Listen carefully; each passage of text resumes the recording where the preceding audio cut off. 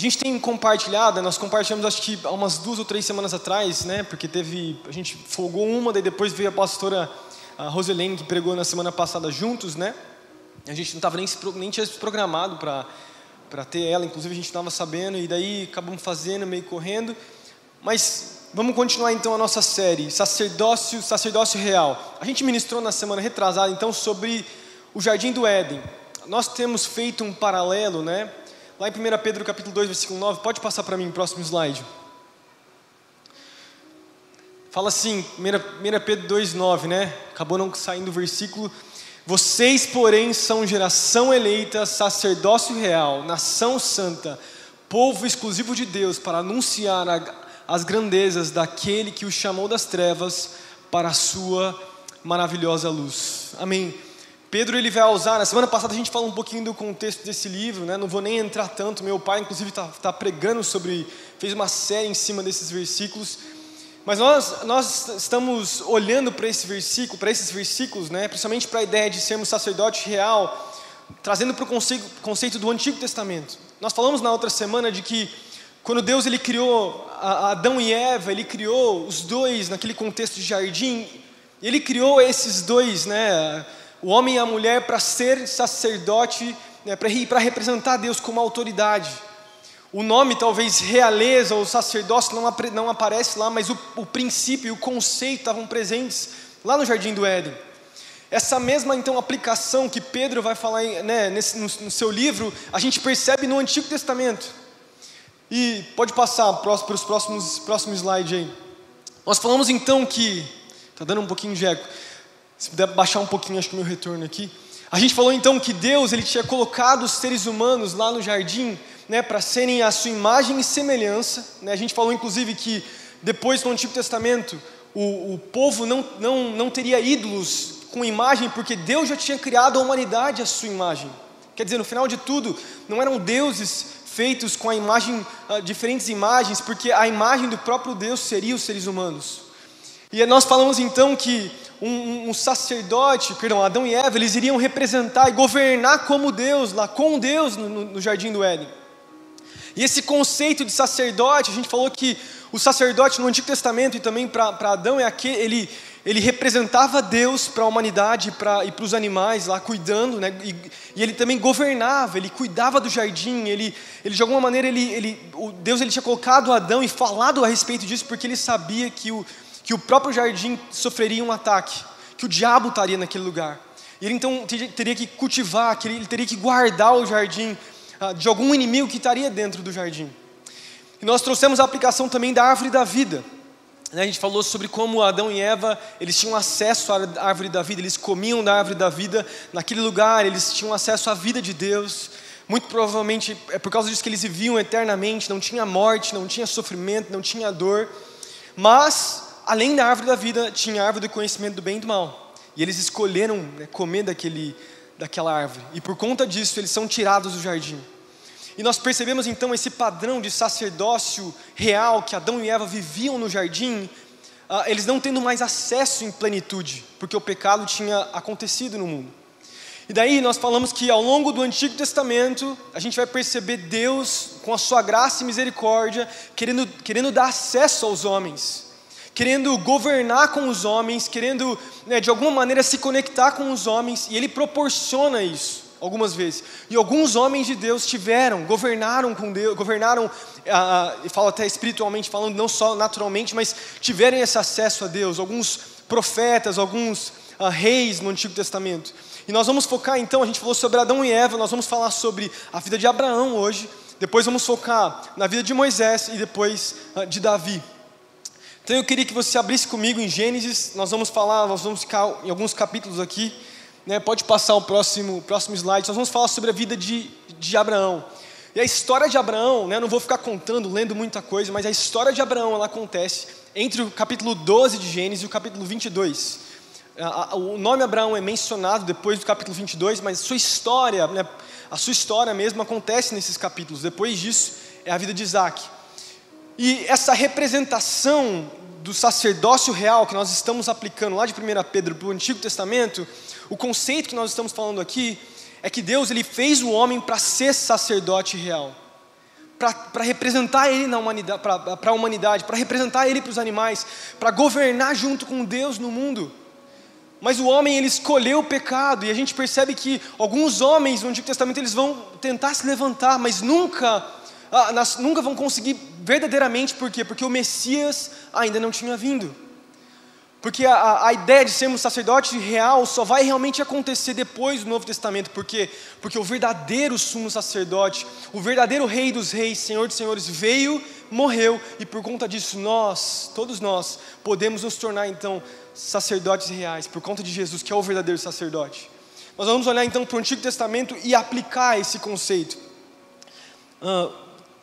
Vamos lá então, a vida de Abraão, né? Primeiro vamos falar sobre a vida de Abraão, vamos focar na vida de Isaac. 2 acontecimentos que nós vamos falar nessa noite, e através desses 2 acontecimentos, nós vamos tirar 3 pontos aí para a gente poder trazer um esboço e conversar um pouquinho mais.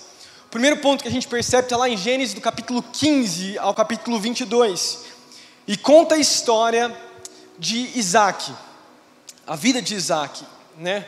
Conta a história do filho prometido para Abraão.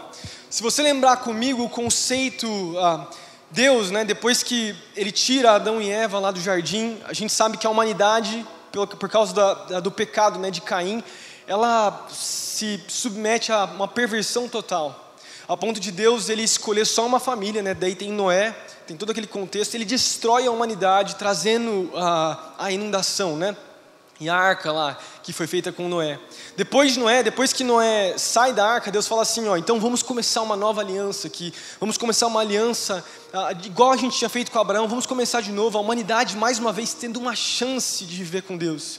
Mas o homem, mais uma vez, se esquece de Deus. E chega ao ponto então de que a humanidade tinha se corrompido tanto, que ele fala, Deus falando, eu preciso escolher então uma família, e assim ter um povo. E ele escolhe um homem chamado Abraão. Ele escolhe um cara chamado Abraão. E Abraão, ele tem aquela promessa dele ter os seus descendentes que estariam com ele. Se você lembrar comigo, no capítulo 15, né, que a gente está falando, é o momento que eu estou focando, que eu vou falar sobre Isaac, mas só contando um pouquinho do contexto de Abraão. Deus tira Abraão da sua terra, Deus tira Abraão lá da Mesopotâmia, né, da Babilônia, ele tira Abraão de lá, e ele traz então para a terra de Canaã, escolhendo Abraão para ser então uma nação. E naquele lugar, né, para Abraão, ele escolhe Abraão e fala, através de você, eu vou criar uma nação. Mas Abraão já tinha 75 anos. E daí a gente percebe, a partir do capítulo 15, vamos ler comigo, a partir do capítulo 15, versículo 1. Eu vou ler rapidinho, e daí vocês vão acompanhando comigo aqui. Eu não sei se vai dar para projetar, mas acompanha comigo. Fala assim, depois dessas coisas, Deus apareceu para Abraão numa visão e disse, não tenha medo, Abraão. Eu sou o seu escudo, grande será a sua recompensa. Ele falou, ó soberano Senhor, o que me darás se continuo sem filhos e herdeiro do que possuo é Eleazar de Damasco. E acrescentou, tu não me deste filho algum, um servo da minha casa será o seu herdeiro. Então o Senhor deu-lhe a seguinte resposta, seu herdeiro não será esse, um filho lhe será gerado por você mesmo, e o seu herdeiro será. Levando-o para fora da tenda, disse, olhe para o céu, conte as estrelas, será que é possível contá-las? E prosseguiu, assim será a sua descendência. Versículo 6, Abraão então creu no Senhor, e isso lhe foi acreditado como justiça. Abraão então, quando foi tirado e foi levado para aquela terra, ele já tinha 75 anos. Começam a passar os anos, ele já era mais velho, e Deus já tinha prometido, mas o filho não vinha, ele já era idoso, né? E vocês conhecem um pouquinho da história de Abraão, vocês sabem. E Abraão então, nesse momento, no capítulo 15, ele fala para Deus, olha só, vou escolher então um herdeiro, vou pegar um servo meu para se tornar então meu herdeiro, e assim, através desse servo, eu vou conseguir ter então uma descendência. Deus fala, não, vai ser uma pessoa do teu sangue, vai ser alguém que vai vir de você. E daí a gente vê no capítulo 16 a história de Ismael, a história de Ismael. E daí eu encontro, dentro dessa aplicação que nós estamos falando sobre sacerdócio real, eu encontro o primeiro ponto que a gente pode extrair do texto. A gente vai ler a partir do versículo 1 do capítulo 16. Vou ler antes, depois a gente fala sobre o ponto. Versículo 1 do capítulo 16. Ora, Sarai, ou Sara, mulher de Abraão, não lhe dera nenhum filho, Como tinha uma serva egípcia chamada Agar, disse a Abraão: já que o Senhor me impediu de ter filhos, possua minha serva. Talvez eu possa formar uma família por meio dela. Abraão atendeu a proposta de Sarai, e quando isso aconteceu, já fazia 10 anos que Abraão, seu marido, vivia em Canaã. Foi nessa ocasião que Sarai, sua mulher, lhe entregou a sua serva egípcia Agar. Ele possuiu Agar e ela engravidou. Vamos parar aqui, a partir do versículo 4, né? A gente já pode parar. Abraão, então, vocês conhecem um pouquinho da história. Abraão fica frustrado. Abraão, ele primeiro fala sobre o servo, daí não passa o tempo, né? Não acontecia. Abraão faz o que então? Eu vou me envolver então com uma mulher, com uma outra mulher, uma serva minha, para dessa maneira eu conseguir conquistar, dessa maneira eu conseguir ter descendentes. E daí o primeiro ponto que eu vejo através dessa história é exatamente isso. Abraão tentando estabelecer a promessa com as suas próprias mãos. Presta atenção, a descendência de Abraão tinha a ver com a profecia que Deus tinha dado lá para Adão e Eva, lembram disso? Quando acontece o pecado lá, a gente falou algumas semanas atrás, a Bíblia vai falar, né, Deus profetizando inclusive, quando ele profetiza para a serpente, ele fala assim: um descendente de Eva pisará a sua cabeça, você ferirá o calcanhar, mas ele te destruirá. E é uma profecia acontecendo. Presta atenção, o objetivo de Deus nesse momento, como ele sempre quis, é que o homem tenha comunhão com ele, e que o homem possa governar junto com Deus, não sozinho, mas junto com Deus. Ele sempre quis isso. Quando Deus ele chama Abraão para perto, ele escolhe Abraão, é porque ele queria uma nação, é porque ele queria um povo que pudesse representar ele na terra, porque já não havia muitos representantes, já não havia pessoas que honravam a Deus. Então Deus escolhe Abraão. Nesse momento, através do descendente de Abraão, seria com que não só a vinda do Cristo, né, vindo de Abraão, mas também Abraão iria governar junto com Deus através dos seus filhos. E daí Abraão não tendo a promessa não acontecendo na vida de Abraão, o que ele faz então? Ele dá um jeitinho. Ele estabelece a promessa com as suas próprias mãos. A ideia de ser um sacerdote e governar com Deus, reinando, né? A ideia de representar Deus na terra, já que Deus estava demorando demais, o que Abraão faz então? Ele faz com as suas próprias mãos, junto com a sua esposa, né? Uma decisão mútua, né? Naquele momento. E ele dorme com uma mulher que não era para ele dormir, ele tem um filho que não era para ele ter, e dessa maneira ele tenta conquistar então a promessa e conquistar aquilo que Deus tinha para ele com as suas próprias mãos. Ser um sacerdote, ser uma nação de sacerdotes, da maneira que Deus não queria que ele fosse. Eu não consigo deixar de aplicar para nós, né? Porque a gente sempre tem que fazer isso, trazer uma aplicação para todos nós. Quantas vezes nós temos promessas da parte de Deus, Deus nos chamou para reinar através do nosso trabalho, Deus nos chamou para representar Ele na nossa faculdade, Deus nos chamou para representar Ele talvez num relacionamento, mas nós muitas vezes fazemos na nossa própria força, ou pulamos algumas etapas que Deus estabeleceu para nós. Nós, acho que porque somos uma geração que deseja tanto, anseia tanto fazer, e não conseguimos esperar muitas vezes, né? Aquele famoso clichê, nós somos uma geração fast food, a gente quer as coisas muito rápido. E aí, por conta disso, nós pulamos algumas etapas às vezes. Nós fazemos algumas coisas na nossa própria força, que Deus nunca planejou para que a gente vivesse. Isso pode se aplicar a diversas áreas da nossa vida. Pode ser um trabalho que a gente aceitou, que Deus nunca quis que a gente vivesse. Pode ser um relacionamento que Deus, Ele tinha, vamos lá, aplicando a promessa, Deus tem um trabalho bom para você, Deus tem um relacionamento bom para você, e através desse relacionamento, Ele tem promessas para a sua vida sim, Ele quer junto com você, né? Ele quer que você seja um sacerdote, até do lar, pensando em casamento, que você represente Ele aonde você estiver, mas se você faz da maneira errada, e sem consultar a Deus, e vive uma coisa paralela à vontade de Deus, aquilo se torna maldição, o que se tornou maldição mais para frente, porque a gente sabe que os povos que vieram de Ismael mais para frente, né, na história de Israel, lutaram contra, né, o próprio povo de Deus, o próprio povo israelita, e até hoje a gente vê, né, as consequências dos povos árabes, que provavelmente vieram de Abraão também, consequências erradas, de decisões erradas, que tiveram frutos ruins lá na frente. Agora, presta atenção, Deus nos chamou para fazer grandes coisas. Isso não é uma pregação, enfim, de oba-oba, ou coisa só pregar coisas boas. Deus realmente tem planos bons ao seu respeito, Ele tem um sonho para a sua vida, Ele tem algo especial para você, Ele tem um casamento, Ele tem uma mulher de Deus, um homem de Deus, mas tudo no seu tempo e da maneira correta, tudo do jeito certo. Deus, Ele tem uma vida de sucesso, apesar de que às vezes a gente não vai experimentar, porque o conceito de sucesso para Deus não é o mesmo que o nosso muitas vezes. Deus, Ele tem grandes coisas para a sua vida, só que nós precisamos aprender a esperar. Nós precisamos entender que o nosso chamado como sacerdote e como uma posição de representarmos o Rei dos Reis, o Senhor dos Senhores, muitas vezes exige alguns sacrifícios. Pensa lá na história de Abraão.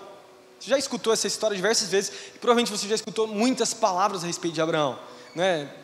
Já escutou muitas vezes. Eu fiquei pensando enquanto eu preparava, falando, nossa, esse exemplo aqui, acho que a gente já escutou diversas vezes. Mas é verdade, pensa na história de Abraão. Abraão chegou lá com 75 anos de idade, já idoso. Daí chega um tal de Deus, porque todo mundo era politeísta, os seus pais eram politeístas, e daí um Deus único se apresenta para ele e fala, eu quero ter comunhão com você. Me adore, eu sou um Deus único, eu sou um só, não existe outros deuses. Eu tenho um chamado para a sua vida, eu tenho uma descendência para você. Eu quero que você seja um sacerdote, você me represente. E Abraão sai daquele lugar, e você imagina a luta de Abraão, porque começam a passar os dias. Pensa só, é muito tempo que passa, e ele não tem filho. E nesse momento aqui, no capítulo 16 que a gente viu agora, já tinham se passado 10 anos. Ele já tem 85 anos e a promessa não veio. Eu fico imaginando, a gente sempre faz essa piadinha, mas é verdade, cara. Meu avô tem 85 anos de idade, imagina só. Não imagina não é legal imaginar. Mas o ponto aqui é que Deus, Ele tem uma promessa, né? Deus ele tem coisas estabelecidas a nosso respeito, mas que precisamos esperar. E as promessas de Deus, elas funcionam diferente, elas não são as mesmas. Não tente pular os processos que Deus tem para a sua vida. Não faça as coisas de maneira adiantando as coisas. Se você fizer isso, eu te garanto, você vai se frustrar. Não vai ser aquilo que Deus Ele tem para você. Mesmo que nesse momento agora não seja aquilo que você quer, aquilo que você deseja naturalmente, não seja coisas que você sonhe com a sua própria vida. Sabe que os sonhos de Deus, a gente às vezes espiritualiza demais, né? Sonhos. Os sonhos de Deus, eles funcionam junto com a gente, né? Deus, Ele nunca vai nos forçar algo que nós não queremos. Tem a ver com algo que é conjunto. Mas ao mesmo tempo, nós precisamos aprender a ter a paz de espírito, a escutar Deus, a vivenciar Deus.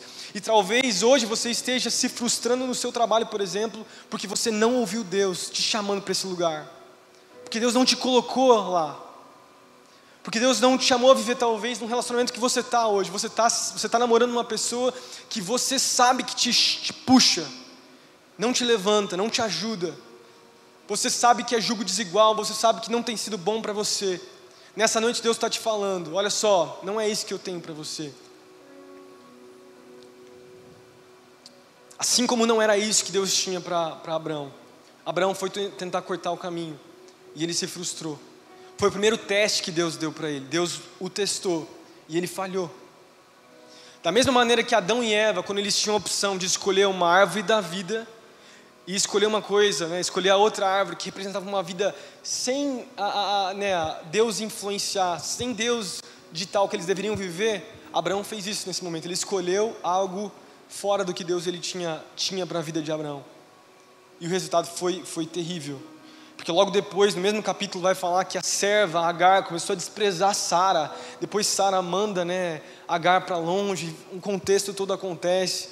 Mas nós percebemos isso. Abraão falhando como sacerdote do seu lar. Abraão falhando como alguém que representava a Deus. Estão comigo aí? Segundo ponto que eu percebo, que eu vejo, pode passar. Abraão sendo testado por Deus. E nesses versículos, está lá em capítulo 21 e capítulo 22, primeiramente no capítulo 21 de Gênesis, nós sabemos que a história de Abraão são vários capítulos, e essa é a história e você também já escutou, né, esse exemplo, já escutou alguma pregação nesses capítulos, é aquela história que Abraão ele leva o seu filho para ser sacrificado. Quem lembra dessa história? Todo mundo lembra dessa história? Todo mundo aqui lembra, né? Vamos pensar comigo mais uma vez. Está lá em Gênesis no capítulo 21. A Bíblia vai dizer que Deus ele foi bondoso com Abraão, né? E depois de 20 anos de espera, Deus dá então Isaac para Sara. Tem todo um contexto que acontece, né? A gente sabe lá que a gente vai falar um pouquinho sobre isso também. Jó é levado junto lá com Abraão, se distancia. Tem todo um contexto que acontece. Mas nós chegamos nesse ponto do capítulo 21, onde Isaac nasce, depois de 20 anos. Deus traz e dá o filho da promessa. No capítulo 21. Daí nós chegamos no capítulo 22. Depois de Deus dar Abraão para Isaac, depois de Deus, depois de prometer e passar por tantos anos, Deus finalmente dá, a Sara o menino que eles estavam tanto esperando.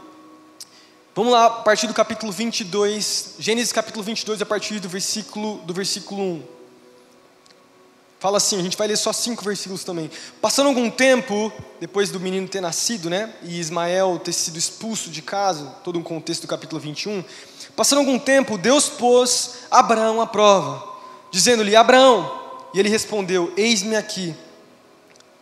Versículo 2, então disse Deus, tome o seu filho, o seu único filho, Isaque, a quem você ama, e vá para a região de Moriá, sacrifique-o como holocausto, num dos montes que lhe indicarei. Versículo 3, na manhã seguinte, Abraão levantou-se e preparou o seu jumento, levou consigo 2 de seus servos, e Isaque seu filho. Depois de cortar a lenha para o holocausto, partiu em direção ao lugar que Deus lhe havia indicado. Versículo 4, no terceiro dia de viagem, Abraão olhou e viu o lugar ao longe. Disse ele aos seus servos, fiquem aqui com o jumento, enquanto eu e o rapaz vamos até lá. Depois de adorarmos, voltaremos. Versículo 6, Abraão pegou a lenha para o holocausto e a colocou nos ombros de seu filho Isaque. Ele mesmo levou as brasas para o fogo e a faca. E caminhando os 2 juntos, Isaque disse ao seu pai, Abraão, meu pai. Sim, meu filho, respondeu Abraão. Então, estão aqui, as brasas e a lenha estão aqui, mas onde está o cordeiro para o holocausto?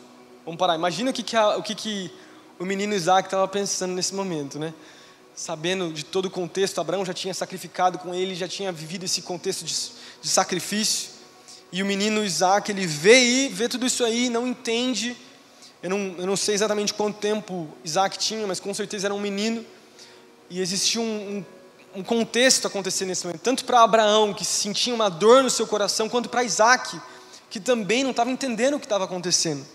A partir do versículo 8, respondeu Abraão, Deus mesmo há de prover o cordeiro para o holocausto, meu filho. E os 2 continuaram a caminhar juntos. Versículo 9, quando chegaram ao lugar que Deus lhe havia indicado, Abraão construiu um altar sobre ele e arrumou a lenha, amarrou o seu filho Isaque e o colocou sobre o altar em cima da lenha. Então estendeu a mão, pegou a faca para sacrificar seu filho. Mas o anjo do Senhor chamou do céu, Abraão, Abraão. Eis-me aqui, respondeu ele. Não toque no rapaz, disse o anjo, não lhe faça nada. Agora sei que você teme a Deus, porque não me negou o seu filho, o seu único filho. Como eu falei antes, você já leu esse capítulo, você já leu esses versículos antes, não é novidade para ninguém que está aqui dentro, é ou não é? Todo mundo já leu hoje já fez devocional. Deus pede para Abraão exatamente a promessa que ele tinha feito. Deus pede para que Abraão renuncie exatamente aquilo que ele tinha dado. O sonho que Abraão tinha entregado, que Deus tinha entregado para Abraão, que era a descendência, que eram os seus filhos, o conceito de um menino, a figura masculina principalmente numa família, era algo muito importante no momento que a gente vive dos patriarcas aí da Bíblia. E a gente percebe então, um teste, Deus fazendo um teste, novamente, assim como Abraão tinha vivido um teste, e ele tinha errado, ele tinha caído, porque ele tinha escolhido viver algo que não era aquilo que Deus tinha para ele. Nesse momento Deus o testa mais uma vez. Depois de entregar exatamente aquilo que ele tinha prometido, ele pede que Abraão renuncie aquilo. Ele pede que Abraão entregue novamente, né, o seu filho. E você imagina esse contexto, porque é muito forte isso, a ideia de sacrifício, né, de crianças, né, você sacrificar o seu filho, isso é muito forte. Abraão vivendo aquilo e não entendendo talvez, ao ponto de pegar a faca e vir para matar o seu filho. Quem é pai aqui sabe muito bem o sentimento que talvez teria nesse momento, né, em termos de sacrificar um filho. Mas é algo muito forte. E nós estamos vendo aí que, inclusive, a gente percebe isso no Antigo Testamento, o momento de fazer um altar era sempre num monte. E nesse momento, Abraão está junto com o seu filho num monte, também sacrificando a Deus. E Deus chega e intervém para renunciar exatamente aquilo que Deus tinha entregado para ele. Mais uma vez, Deus ele tinha um chamado para Abraão, e o maior chamado de Abraão era ser um sacerdote, e era reinar junto com ele, era governar, representando Deus para as pessoas. Se você lembrar comigo lá, acho que em Gênesis capítulo 12 mesmo, a Bíblia vai falar, né, que quando Deus chama Abraão, ele fala assim: através da sua descendência, nações serão abençoadas. Todos os povos da terra serão abençoados, por causa da sua descendência. Um chamado é dado, algo é entregue.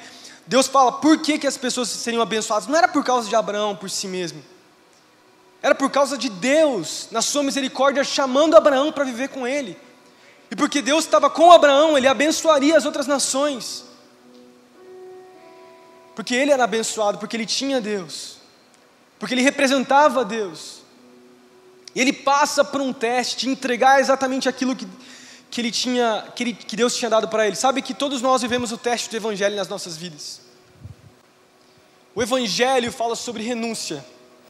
Quando nós pregamos o Evangelho, nós pregamos o conceito de que Deus veio para nos salvar. De que nós, no nosso pecado, na nossa perdição, Deus nos chamou, Deus nos curou, Deus nos transformou, Deus nos amou. E por causa do sacrifício de Jesus lá na cruz, hoje nós temos acesso a esse Deus que é tão santo, isso é tão lindo. Mas sabe que existe um teste, o teste do Evangelho, ele continua por muito tempo na nossa vida, para sempre na verdade, enquanto a gente viver aqui. Porque o Evangelho fala de renúncia, o Evangelho fala sobre arrependimento, e todos os dias nós passamos por testes do Evangelho, porque o Evangelho ele confronta a motivação do nosso coração. Deus nos promete, Deus te dá sonhos, Deus traz paz no seu coração, você escolhe um trabalho que Deus tem realmente para você, você escolhe um relacionamento que Deus tem realmente para você, você vive algo que Deus te chamou para viver, com uma pessoa que conhece a Deus, você passa a viver nesse sonho, mas quando nós estamos vivendo os sonhos de Deus, chega um momento onde muitas vezes o sonho que Deus nos deu, e a realização desse sonho, começa a tomar o lugar de Deus. E é nesse momento que vem o teste do Evangelho e confronta a motivação do nosso coração. É sempre assim, gente. Independente da estação de vida que você está passando. Seja no primeiro carro que você conquistou. Seja no relacionamento que você entrou. Seja nos filhos que Deus te dá. Chega um momento onde Deus fala assim: você ama mais isso do que me ama. E Deus, ele fez isso com Abraão e Ele faz isso com a gente. Eu já contei o testemunho de quando a gente perdeu o bebê diversas vezes. Uma das coisas que Deus falou muito forte comigo foi exatamente essa ideia de renúncia. Você ama mais essa criança que você perdeu, ou você me ama de verdade? Porque o Evangelho ele precisa ser o principal. Porque o Evangelho ele não toca somente algo externo. Você não serve a Deus para poder receber coisas de Deus, e é assim que funciona uma troca. Não. O Evangelho é o seguinte, ele trata o seu coração, ele trata as motivações da sua vida, ele trata quem você é lá dentro no seu ser, e depois que você é transformado de dentro para fora, tudo é mudado. E é por isso que é uma constante, é um constante teste, onde Deus ele vai nos tratando e não se engane, nunca para.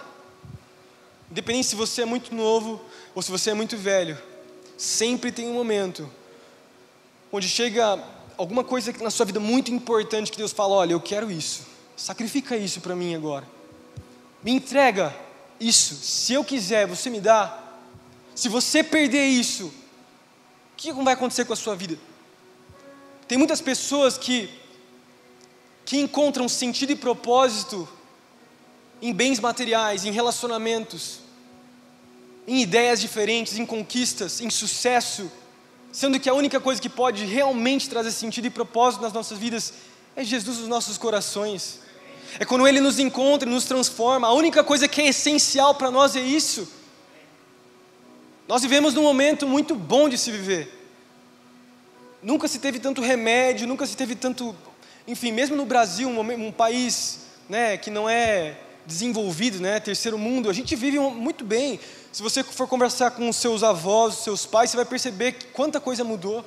Os meus avós, quando vieram para Londrina para plantar a igreja, inclusive, meu pai conta, eles tinham uma roupa só para ir para a igreja, não tinha comida, meu avô estava pregando nas ruas, inclusive, tinha dia que não tinha comida para comer dentro de casa, e de repente batia um irmão batia na porta, né, e vinha, Deus falou para mim entregar comida para vocês, tem todo um contexto, mas não foram só os meus avós, muitas pessoas, né, passaram dificuldade, e ainda hoje passam, mas naturalmente falando, a gente vive num tempo muito bom. E porque a gente vive num tempo muito bom, muitas vezes nós somos confundidos com isso. Porque a gente vive num tempo muito bom, onde você consegue conquistar e ter uma casa, ou mais próximo de todos nós aqui, você consegue ter um tênis, juntar uma grana, comprar um tênis, comprar uma roupa, se vestir bem e tal, né? Antigamente não era assim, né? E quanto mais as pessoas, isso é fato. Um dos motivos, me questiono muito, né? Às vezes falam, por que tinha tanto milagre na época dos meus avós? As pessoas, por causa da pobreza, elas não tinham recursos, não tinha remédio. Era ou orava, cara. E é por isso que tanta cura aconteceu. Hoje é muito fácil para nós deixarmos de orar, a gente ir para o nosso primeiro recurso, né? A gente ir remédio, não estou falando que a gente não deve tomar remédio, não estou falando isso. Me entenda. Estou falando que a gente coloca a oração como segundo plano. Por causa da motivação do nosso coração. E Deus está nos chamando para esse lugar. Porque Deus Ele quer o seu coração. Porque Jesus muito mais do que, por exemplo, entregar uma oferta e dar um dinheiro para Ele. Ele não precisa disso. Ele não quer os seus bens, Ele não quer coisa que você pode fazer para Ele. Ele não quer simplesmente o seu serviço por servir. Ele quer o seu coração. Porque Ele te ama, porque Ele deseja, porque o propósito do Evangelho é exatamente isso, transformar a essência de quem você é, não algo externo, não é algo que aparece para as pessoas verem, é o seu coração que Ele quer transformar, é quem você é lá dentro, na sua essência, e dessa maneira, transformando o seu coração, Ele te dá um novo propósito, Ele te chama, você é meu sacerdote, você tem uma posição de realeza na sua vida, não por causa de você, mas por causa de mim. E a aplicação que a gente pode fazer com essa história, que eu sempre faço isso, porque o sacrifício de Isaac não aconteceu, né? Isaac não morreu, naquele momento Deus proporcionou, apareceu um cordeirinho, e o cordeiro foi substituído ali por Isaac. Isaac saiu do altar, Isaac estava lá preso, amarrado, de repente aparece um cordeiro, Abraão vai lá, né? Tira o seu filho de lá, coloca um cordeiro e sacrifica um cordeiro. Jesus, o Filho de Deus, não saiu do altar. Ele é o sacerdote, Ele foi o sacerdote e ao mesmo tempo Ele foi o sacrifício. Ele se entregou na cruz. Ele morreu no meu lugar, no seu lugar. Isaac é uma figura de Jesus, assim como tantos outros no Antigo Testamento. Mas só que Jesus, Ele morreu verdadeiramente. E porque Jesus morreu, nós não precisamos mais de sacrifício nenhum como era no Antigo Testamento. Porque o preço já foi pago por nós. Todo pecado que precisa, né? Porque a gente sabe que o pecado, errar, a falha do homem, né? A representação disso no Antigo Testamento é sangue, é vida, pecado, né? A Bíblia vai dizer que o salário do pecado é a morte. O salário do pecado é a morte. Mas porque Jesus morreu, hoje nós vivemos o que nós vivemos. E nós podemos ser esse sacerdócio real. Vivemos dessa maneira, temos um propósito. Isso não te dá alegria? Quem aí é grato ao Senhor porque um dia Ele morreu por você? Quem é grato a Jesus porque um dia Ele te transformou? Porque esse sacrifício Isaac deveria realmente morrer. Naturalmente falando, ele tinha pecado, assim como eu e você. Nós falhamos tanto todos os dias nós erramos, todos os dias nós pecamos. Mas porque Jesus viveu e morreu por nós, hoje nós temos esse livre acesso. E essa é uma representação, uma figura de Deus. E porque Ele morreu também, hoje nós podemos ser sacerdote. E o terceiro ponto para poder finalizar. Vocês percebem que a figura de sacerdote, eu tenho trabalhado com vocês que o sacerdote ele representa Deus para as pessoas, ele representava as pessoas para Deus. A realeza, como eu falei, a realeza tem a ver com uma posição em Deus. Não o nome propriamente, mas o conceito estava presente na vida de Abraão. Então todo mundo entendendo isso, né? Mas além de Abraão, a gente percebe uma nova pessoa. O primeiro nome, a primeira ideia e conceito de sacerdócio real, não conceito, perdão, o primeiro nome, exatamente esse nome, sacerdócio real, vai aparecer com um homem chamado Melquisedeque. Alguém que já ouviu falar de Melquisedeque? Vamos comigo lá, terceiro ponto, Gênesis capítulo 14.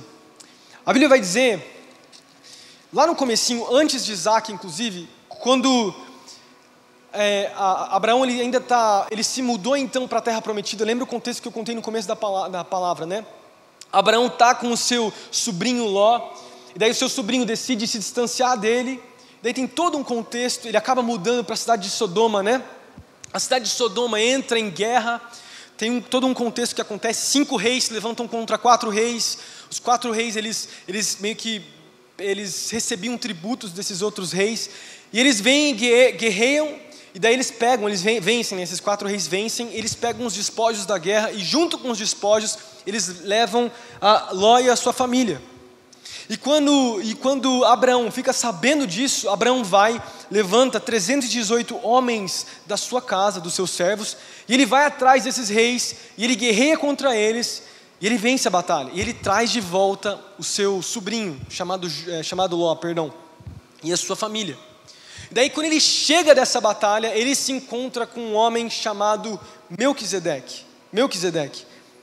Eu quero ler com vocês rapidinho, está lá em Gênesis, no capítulo 14, a partir do versículo 14. Cadê aqui? Fala assim, ó. Voltando a Abraão da vitória sobre esse rei chamado Quedorlaomer, né? E sobre os seus reis que eles haviam aliado, o rei de Sodoma foi ao seu encontro. E daí versículo 18, então Melquisedeque, rei de Salém e sacerdote do Deus Altíssimo, trouxe pão e vinho e abençoou Abraão, dizendo, bendito seja Abraão pelo seu Deus Altíssimo, Criador dos céus e da terra, bendito seja o Deus Altíssimo que entregou os seus inimigos em suas mãos. Abraão deu-lhe o dízimo de tudo que ele tinha recebido. É muito forte essa passagem, é muito profética. Porque Melquisedeque, eu fiquei me perguntando, enquanto eu li o contexto histórico, né, eu falei, como assim? Chega um cara, um rei, e também é sacerdote, chamado Melquisedeque, e ele adora o mesmo Deus que Abraão. E a explicação teológica e comentários bíblicos que eu li foi que, provavelmente porque isso era próximo de Noé, lembra Noé que veio um pouquinho antes? Provavelmente tinha algumas pessoas que ainda adoravam a Deus, o único Deus, não tinham se tornado politeístas. Assim como Jó também, né, que era um patriarca, viveu próximo ali daquela região, pelo menos próximo àquela mesma época. E esse Melquisedeque, a Bíblia diz que ele era rei na cidade de Salém. E essa cidade chamada Salém é exatamente a mesma cidade chamada Jerusalém. É a mesma cidade. E a ideia então que a palavra, né, Salém aí, ele era o príncipe da paz. Ele era o rei sacerdote que representava então o Deus Altíssimo. E a gente vê essa ideia, ele era tanto sacerdote quanto rei. Esse é o contexto que a gente está falando hoje aqui. E diz então que Abraão olhou para ele, Abraão entregou o dízimo, e não só entregou o dízimo, a Bíblia vai dizer que ele ceiou com ele comeu com Melquisedeque.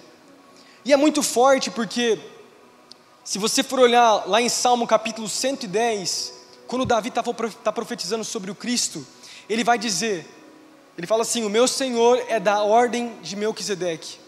E é muito lindo isso. Porque Abraão, ele encontra um cara que é superior a ele, no sentido de que ele era um rei e também era sacerdote, e ele entregou o dízimo. Isso significa que ele entendia a autoridade que estava sobre aquele homem. Mas pensa comigo, esse homem chamado Melquisedeque, ele não tinha linhagem, histórica. A gente não sabe dos pais dele. A gente não sabe do seu contexto, a gente não sabe de onde ele veio, o que aconteceu com ele. Ele simplesmente chegou na história e ele se encontrou então com Abraão. E Abraão entrega tudo para ele. Ele representa o Deus Altíssimo, assim como Jesus representa o Deus Altíssimo.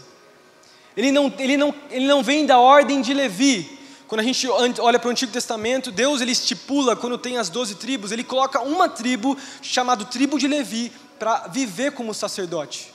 Mas muito antes que isso acontecesse, esse homem aparece. Um homem que representava Deus na terra. E Abraão então entrega para esse homem o seu dízimo, entendendo que ele estava debaixo da autoridade desse homem.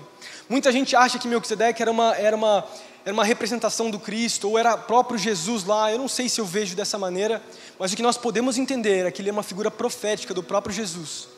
E por quê? Por que isso? E daí eu queria abrir em Hebreus capítulo 7 com você. Hebreus capítulo 7. Eu até coloquei o versículo, né? Pode passar. Antes disso, deixa eu abrir aqui. Hebreus capítulo 7. Hebreus capítulo 7, o escritor de Hebreus, ele vai falar sobre esse homem chamado Melquisedeque, que era tanto rei quanto sacerdote. Ele fala assim, versículo 1. Esse Melquisedeque, rei de Salém e sacerdote do Deus Altíssimo, encontrou-se com Abraão, quando este voltava depois de derrotar os reis, e o abençoou. E Abraão lhe deu o dízimo de tudo. Em primeiro lugar, seu nome significa rei de justiça. Depois, rei de Salém, que quer dizer rei da paz. Versículo 3, sem pai, sem mãe, sem genealogia, sem princípio de dias nem fim de vida, feito semelhante ao Filho de Deus, ele permanece sacerdote para sempre. Olha que forte isso. Da mesma forma que esse homem, a gente não tem registro histórico dele ter uma certa genealogia, da onde ele veio, quem eram seus pais. Jesus também foi assim. Nós temos sim o registro, né, da família de Jesus, mas ele não pertencia a uma ordem correta, por exemplo. Ele não era de Levi, ele não podia ser um sacerdote, mas a sua figura de autoridade é muito maior do que qualquer outro sacerdote, fariseu, saduceu que vivia na sua época. Ele não tem, assim como fala aqui em Hebreus capítulo 3, capítulo 7, versículo 3, esse cara chamado Melquisedeque, ele não tinha princípio de dias. Da mesma maneira, Jesus também não. Porque ele não teve fim na sua vida, assim como Melquisedeque. Isso significa o quê? O que a gente está tentando falar para vocês? Que da mesma maneira então que Melquisedeque viveu toda a sua autoridade, Jesus também. Jesus, assim como Melquisedeque, tem essa autoridade de ser o sacerdote, de ser o sumo sacerdote verdadeiro, que representa Deus aqui na terra. E daí a gente vê o versículo 26, que é o mais forte. É de um sumo sacerdote como este que todos nós, a humanidade, precisávamos. Santo, inculpável, puro, separado dos pecadores e exaltado acima dos céus. Olha que lindo isso. Você veio da descendência correta? Não, eu também não. Eu não sou judeu, nem você. Eu não sou da tribo de Levi, nem você. Eu não tenho o sangue correto, nem você. Eu não, naturalmente falando, eu não sou nada especial. Eu não deveria estar onde eu estou hoje. E provavelmente você também não. Mas Deus nos escolheu. Porque Jesus, presta atenção, como o sumo sacerdote perfeito, ele pega, porque ele tem autoridade para fazer isso, ele fala assim, não se trata mais de um ofício natural, porque o ofício natural lá do Antigo Testamento, aqueles caras que vinham e sacrificavam bois e ovelhas lá no Antigo Testamento, eles não conseguiram fazer nada, sacrificava sangue atrás de sangue, a gente vai pregar sobre isso na outra semana, cordeiro atrás de cordeiro, e não resolvia o problema do pecado, continuava, até vir Jesus como sacerdote e como sacrifício, e morreu por mim e por você, e por causa disso, nós nos tornamos também sacerdotes, da ordem de Melquisedeque.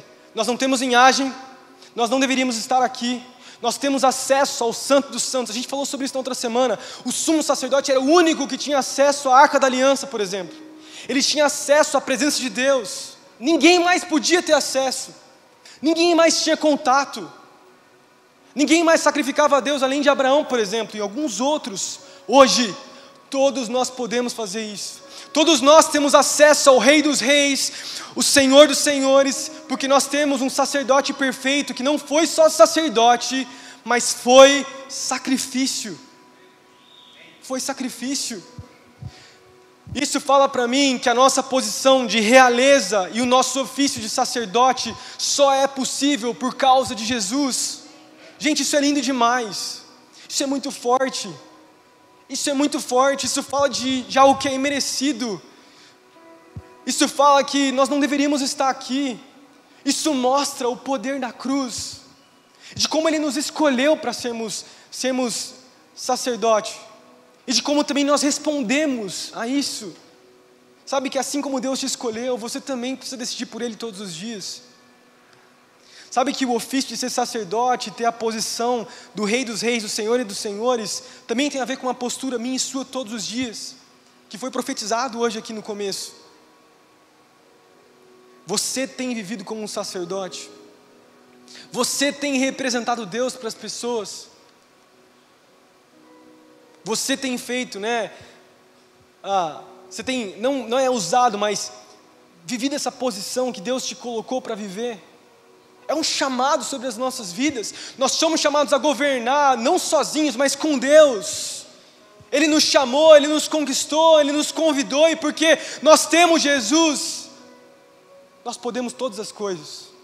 Não estou falando naturalmente, estou falando espiritualmente.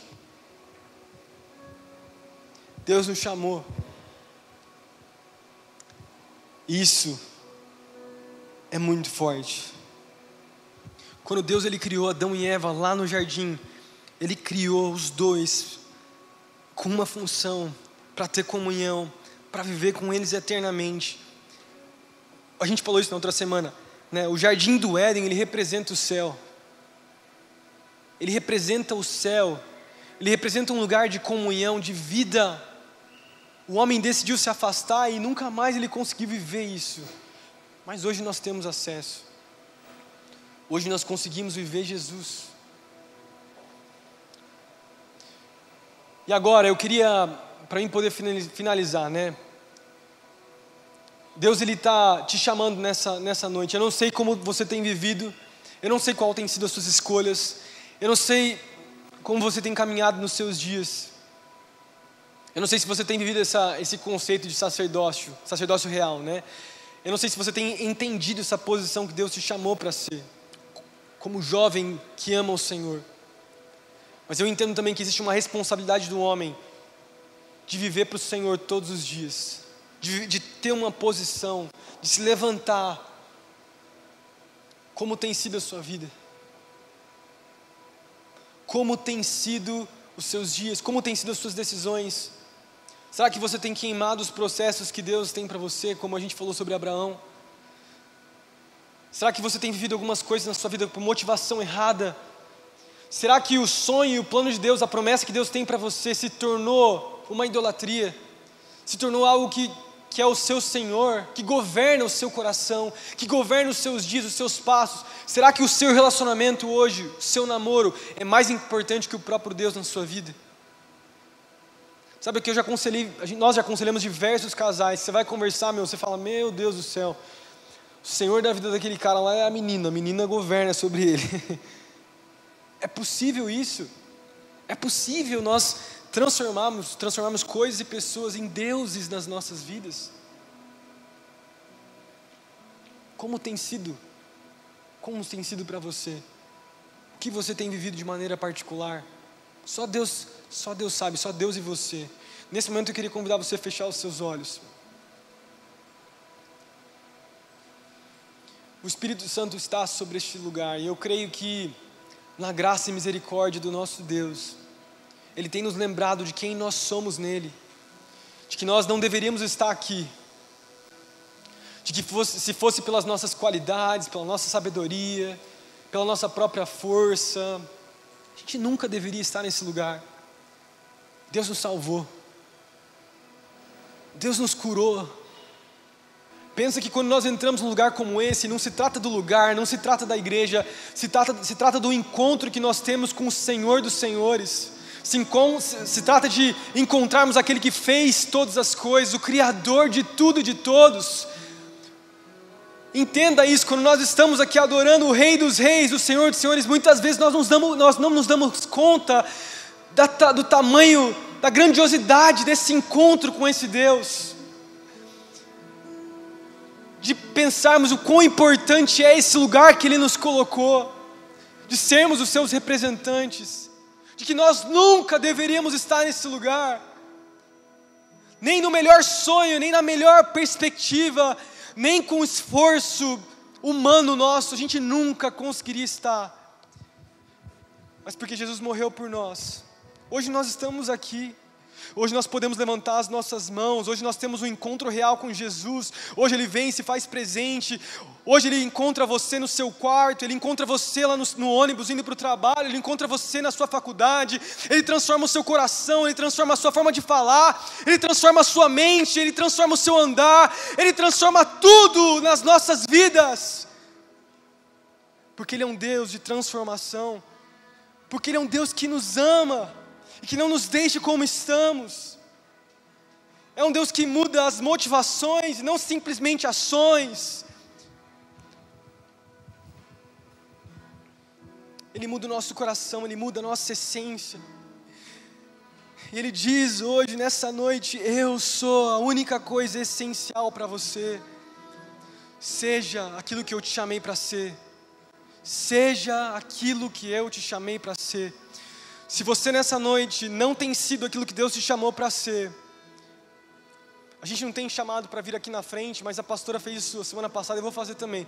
Feche seus olhos, se esse é você, e você deseja ter um encontro com Jesus, eu quero orar com você aqui na frente. Se esse é você que sente que não tem vivido isso, eu quero orar com você, vem aqui na frente. Nós queremos orar por você nessa noite, todos com os olhos fechados. E a gente vai tocar aqui uma canção, enquanto a música toca. Vem aqui na frente.